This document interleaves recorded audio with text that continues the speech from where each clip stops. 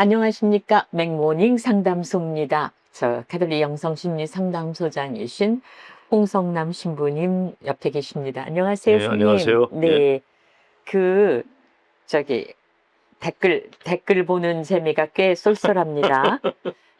다른 분들의 얘기가 저에게 도움이 됩니다라고 적어주십니까? 이게 그 상담을 청하신 분의 얘기만으로 생각하면 재미가 없죠. 근데 예. 그게 이제 내 삶하고 겹치게 되고, 예.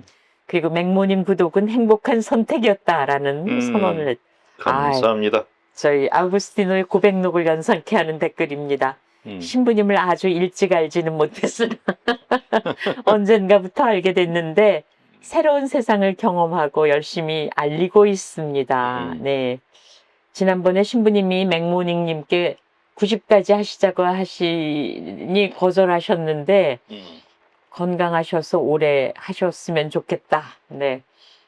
기도 많이 해주시기 바랍니다. 그리고 오늘 재밌는 댓글. 저는 신부님이 말씀 순화 안 하시는 게 더 좋습니다. 우리는 이런 분들을 뭐라고 얘기하냐면 비읍 티귿 이라고 얘기합니다. 네, 그래요. 때로는 이 날것의 재미가 있죠. 네. 예. 우리가 방송 같은 것은 하도 규제하는 게 많기 때문에 내보낼 수 없지만 유튜브는 그런 면에서 조금 자유스럽습니다. 제가 그 요새 일반 TV에서 상담 프로들이 많이 나왔더라고요. 네. 근데 그 중에서도 그 이혼 숙녀 캠프 네네네. 거기에 나오는 이제 상담가 이호선 씨라고 있어요. 근데 그분이 이렇게 그 이혼하려는 부부를 앞에 놓고 얘기를 하는데 깜짝깜짝. 그냥 속어를 써요. 근데 그게 돌 던지듯이. 돌직구네요. 저렇게 해야지. 그래야지 이게 이혼하겠다는 그 마음들이 이렇게 흔들리지. 그냥 그냥 서로 용서하고 화해해. 이러면 절대로 안 된다는 거죠. 근데 그분이 그렇게 돌직구를 던지는 걸 보고 네. 나는 양반이구나. 나는 정말 돌이 아니라 그냥 이렇게 요만한 공깃돌 이렇게. 그래도 저는 양반 옆에서 깜짝깜짝 놀랍니다. 양반이라 하시면 조금 지나친 자기견 같으시고. 네. 자, 이제 신부님 시리즈입니다. 가능하면 사석 모임에 안 나가고 성당 사제관을 지키고 사는데 신자들이 웬일인지 거리두기를 하는 것으로 느낍니다. 왜 그럴까요? 저 착한 신부님들 중에서 죄 짓지 않고 살려고 노력하는 분들이 꽤 많으세요. 그러시죠. 근데 문제는 그렇게 사는 분들이 거의 대부분이 신경성 우울증들을 앓고 있어요. 그분들이 와서 이제 고민 상담하는 게 내가 착하게 살려고 그랬는데 왜 이런 증세가 생겼는지 모르겠다라고들 거의 이구동성으로 얘기를 하시는데, 그러니까 신자들이 거리두기를 한다는 거는 이렇게 친밀감이나 신자들하고 사랑을 얘기를 하면서 느끼지 혹시라도 못한다는 말 실수하지 거죠. 않을까? 내 언행에 대해서 신자들한테 불쾌감을 주지 않을까? 그걸 걱정하는 신부들은 아예 안 만나려고 그래요. 거리두기 하려고. 네. 거룩한 생활 속에서 속된 삶으로 안 들어가려고 그래요. 근데 그런 분들이 우울증들이 많은 거예요. 그래서 그분들한테 이제 도움 말씀을 드린다면 일단 죄를 짓지 않으려고 노력한다고 하시는데 죄가 무엇인가부터 생각하실 필요가 있다는 거죠. 그러니까 어디까지가 내가 생각하는 죄의 범주가 어디까지인가 그걸 생각하실 필요가 있는데 이게 죄를 생각하는 종류가 많아질수록 내 행동 반경이 좁아지기 시작해요. 본당 신부가 노래방 하는 건 죄야. 그럼 못 가요. 술집 가는 것도 죄야. 그러면 안 가요. 신자들하고 모여서 히히덕거리는 거 이것도 게으름의 죄야. 그럼 그 자리를 피하게 돼요. 그렇죠. 그러니까 죄에 대해서 너무 많이 생각하게 되면은 행동 반경이 좁아들게 돼요. 그러니까 스스로 자초하는 거예요. 그래서 내가 생각하는 죄라는 것이 무엇인가 그 개념부터 다시 생각할 필요가 있고, 그리고 본당 신부들의 삶이 죄를 짓지 않기 위한 삶인가? 그것도 다시 생각할 필요가 있어요. 그러니까 초점이 죄에 맞춰져 있으면 소극적인 사목을 하게 돼요. 그러니까 좀 더 적극적으로 생각하셔야 된다는 거죠. 본당 신부들의 사목은 신자들을 행복하게 해주기 위한 삶이에요.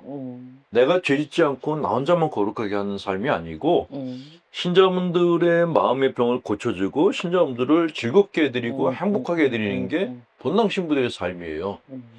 그러면은 이렇게 내 행동 반경이 조금 더 넓어질 수가 있겠죠. 네. 저도 본당 신부 생활을 해봤지만 본당 신부들은 수도회하고 수사님들하고는 생활 방식이 전혀 달라요. 수도자들은 공동생활 하잖아요. 네. 어떻게 보면은 안전망 안에서 삶을 사는 거예요.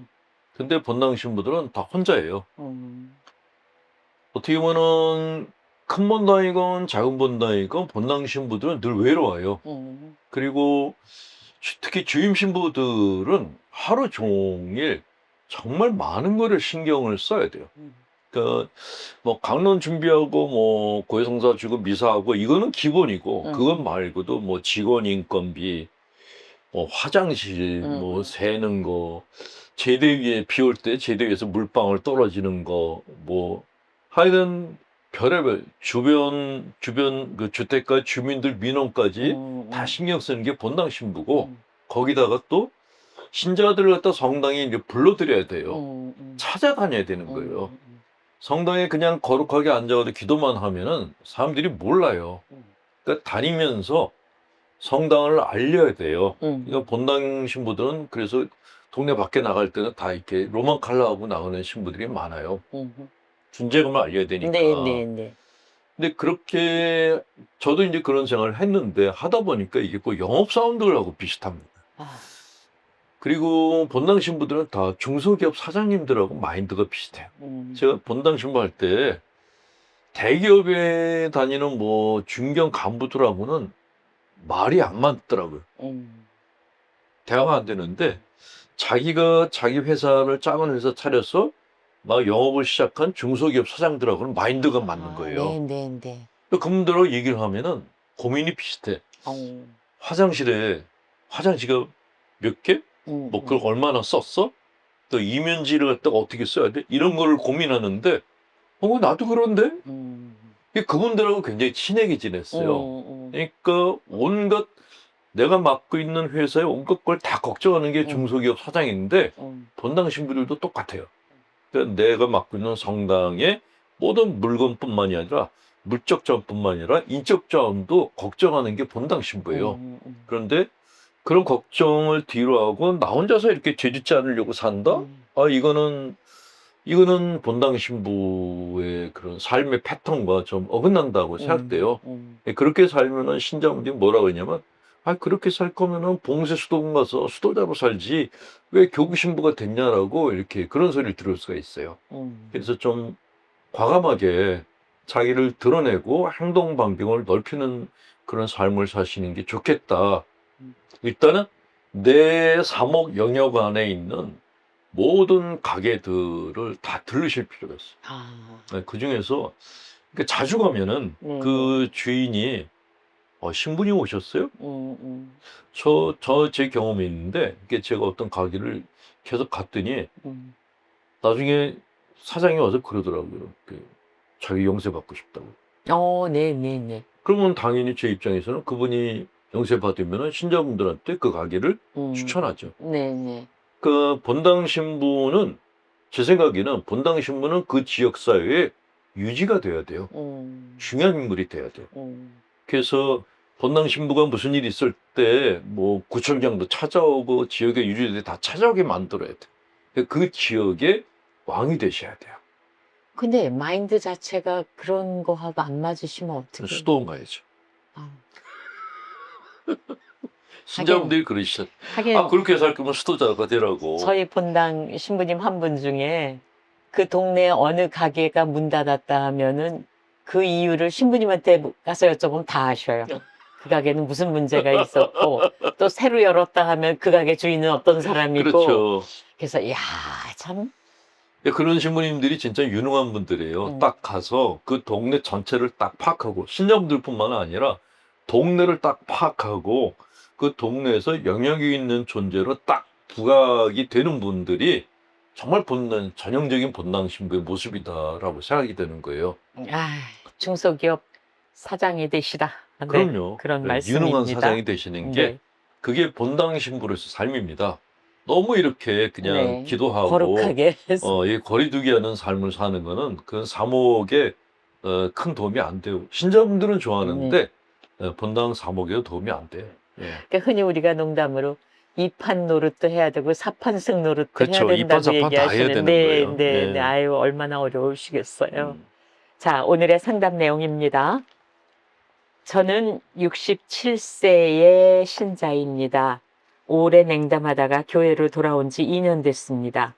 신부님 강의와 맥모닝을 보면서 많은 도움을 받습니다.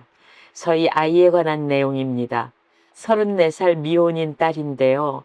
예민한 성격, 다른 이에게 패기치면 안 된다는 생각이 강하고 도덕적인 기준도 높은 것 같습니다. 그래서인지 겁이 많고 작은 실수에도 걱정, 불안이 많아서 삶이 고단해 보입니다. 3년 전 직장에서 받은 상처로 작은 문제에도 전전긍긍하는 것으로 보입니다. 그때 상담을 받긴 했지만 그리 깊게 들어가지는 못하고 끝난 것 같습니다. 저는 지방에 있어서 상담사를 찾는 게 어렵습니다. 신부님이 도와주셔서 딸에게 도움이 되는 방법을 찾게 되기를 간절히 바랍니다. 하셨어요. 아유, 지난주에 신천지 그 아드님 얘기도 들어왔었는데 역시 그 부모들끼리 얘기를 해보면은 가장 살아서 큰 애물이 자식이다. 그런 얘기를 해요. 일단 따님의 얘기를 들어보니까 이제 성격이 예민하다라는 거는 이제 본인이 갖고 있는 도덕적 기준이 높다라는 거예요. 그거는 내가 나를 몰아붙이는 성격이다라는 거죠. 네. 그거는 탈진할 수가 있어서 좀 조심할 필요가 있고, 두 번째는 다른 사람들에게 폐를 끼치는 거에 예민하고 작은 실수에도 걱정이 많고 겁이 많다 그러는데, 그런 거를 이제 자아 강도가 약하다라고 얘기를 합니다. 그러니까 우리가 맷집이 좋으면은 누가 이렇게 때려도 아픈 줄 몰라요. 근데 잘 안 쓰러지고. 내가 병이 약해. 그러면 누가 이렇게 스치기만 해도 왜 그래? 그런단 말이죠. 근데 우리가 갖고 있는 자아도 똑같아요. 자아가 약하면은 주변 사람들이 나한테 하는 모든 행위에 대해서 예민하게 반응을 해요. 근데 자아가 강하면은 그러면 그냥 했나 보다라고 지나간다는 거죠. 그러니까 자매님 같은 경우에는 자아 강도가 약한 게 문제라는 생각이 드는데, 자아 강도가 약해진 그 원인 중에 하나가 자기 자신을 너무 몰아붙이는 게 아닌가? 그게 원인이 아닌가 하는 생각이 들었고요. 그 실수에도 걱정과 불안이 많다 그러는데, 내가 사람은 누구나 다 실수할 수 있거든요. 네. 근데 실수를 했을 때 내 안에서 들리는 소리가 있어요. 사람은 누구나 실수할 수 있는 거야. 이렇게 얘기하는 소리가 있는가 하면, 등신같이 또 실수했어? 이렇게 야단치는 소리가 있어요. 그러니까 되게 심약한 사람들의 마음 안에는 자기를 야단치는 소리들이 있어요. 그를 이제 심리학에서는 병적인 내사, 도덕적인 처자인데 굉장히 포악한 처자, 이런 것들이라고 이야기를 합니다. 근데 그런 것들은 심리치료를 받으셔야 돼요. 그러니까 정말 따뜻하고 좀 능력 있는 그런 상담가가 엄마 역할을 해주셔야 돼. 지금 친엄마가 해줄 수는 없어요. 친엄마는 이 딸의 심리적 상태를 다 몰라요. 겉으로 드러난 것만 알지 그 깊은 내용은 모르니까 이거는 심리 전문가한테 받는 게 좋고, 가끔 주변에서 그런 거 다 내려놓으면 돼라고 조언해 주는 분들이 있는데, 그건 정말 무지랭이들이에요. 우리 안에 있는 불안이나 우울, 이런 걱정, 이런 것들은 쉽게 내려놓을 수 없는 거예요. 절대 쉽지 않아요. 평생 지고 가야 되는 것들이 많기 때문에 내려놓으라고 얘기하는 것은 그 사람 보고 죽으라고 하는 것과 똑같아요. 가끔 종교인들 중에 마음을 비우라, 가진 걸 다 내려놓으라고 얘기하는데, 지들도 못하는 걸 남들한테 강요하면 안 된다는 말씀을 드리고 싶어요. 네.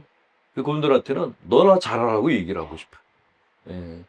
남들한테 함부로 이렇게 음. 좋은 질 하지 말고 이런 분들이 있을 때는 그냥 무조건 따뜻한 격려, 관심만 가져주면 돼요. 예, 본인이 일어날 수 있게. 내가 아무 얘기 안 해도 본인이 스스로 질책하는 성격이에요. 그래서 만났을 때 괜찮다고 얘기를 해줘야 되고, 이분 같은 경우에는 남들이 그렇게 해줘도 자기가 안 믿어요. 그래서 심리치료가 필요해요. 그리고 엄마가 일단 딸을 걱정을 하는데, 딸이 10대가 아니고 34살이거든요. 34살이면 애가 아니에요. 네. 애를 낳았을 나이죠. 그러니까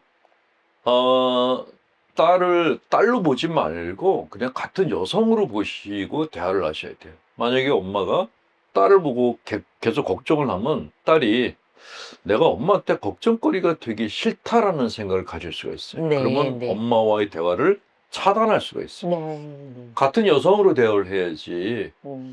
아니, 어느 자식이 자기 부모한테 짐이 되고 싶겠어요. 그러니까 엄마가 딸을 딸처럼 걱정을 할수록 딸이 엄마로부터 멀어져 간다는 거를 유념하셨으면 네. 좋겠습니다. 근데 지금 이제 이분이 경상남도 쪽에 살고 계시거든요. 예. 근데 어떻게 상담사를 찾아야 되는가? 상담사들 많죠. 뭐 인터넷으로 검색하면은 뭐 굉장히 많고, 그러니까 이게 일상생활을 못할 정도로 심하다 그러면 이제 정신과에 가서 약 처방을 받아야 되는데, 직장생활을 한다 그러잖아요. 직장생활 한다 그러니까 일상생활을 하는 정도면은 그렇게 심한 정도는 아니라고 생각돼요. 네. 그래도 우려가 된다면은 따님을 데리고 정신과에 가서 약을 처방받으시는 게 좋아요. 이게 약물로 좀 이렇게 진정을 시키는 게 좋죠. 그리고 약하고 상담가를 같이 이렇게 병행을 하시는 게 좋겠다는 생각이 들고요. 경상도에 살고 있는데 서울까지 올라오실 필요는 없고, 지역에도 상담가들 많아요. 그러니까 이분이 이제 어떻게 그러니까 말해서 조금 말이 뭐합니다만 좋은 상담사를 찾을 수 있는 방법을 물어보신 그게 거예요. 쉽지가 않은데, 네. 상담가하고 내담자하고 이렇게 궁합이 맞아야 된다. 심리적 궁합이 있는데, 이렇게 심약한 사람이 상담가를 만났는데 그 상담가가 너무 드세.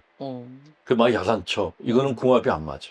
그러니까 따님이 그 상담가를 따뜻한 엄마로 여기는 그런 사람을 찾으셔야 돼요. 근데 그거는 누구라고 이렇게 딱 말하기가 어려워요. 저도 잘 모르고, 일단은 그거는 여러 상담가들을 검색하시고 알아보시는 게 좋을 것 같다는 생각이 듭니다. 네.